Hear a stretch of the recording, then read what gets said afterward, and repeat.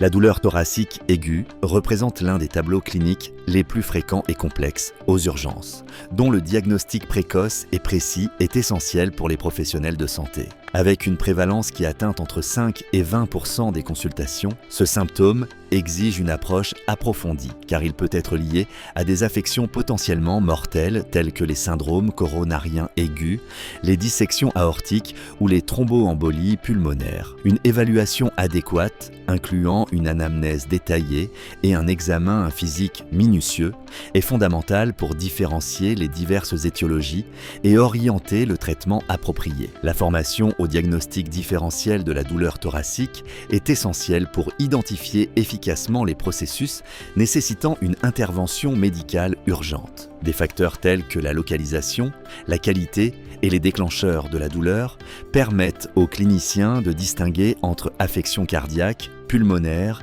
digestives ou musculo-squelettiques. Le profil de la douleur ischémique, par exemple, se caractérise par une douleur rétrosternale, oppressante, accompagnée de symptômes tels que nausées et sueur, tandis qu'une douleur pleurétique tend à s'aggraver avec une respiration profonde. Connaître ces détails fait la différence dans le pronostic du patient et dans le choix des mesures thérapeutiques adéquates. La prise en charge de la douleur thoracique aiguë nécessite non seulement un diagnostic précis, mais aussi une intervention immédiate et adaptée. Dans de nombreux cas, le traitement initial implique l'administration d'oxygène, de fluides et de médicaments spécifiques selon le profil de la douleur. Par exemple, la nitroglycérine est utilisée pour la douleur d'origine ischémique, tandis que les analgésiques et anti-inflammatoires sont essentiels dans les cas de douleurs pleurétiques ou inflammatoires. L'innovation dans les techniques de traitement et la mise en œuvre de protocoles actualisés sont fondamentales pour optimiser la prise en charge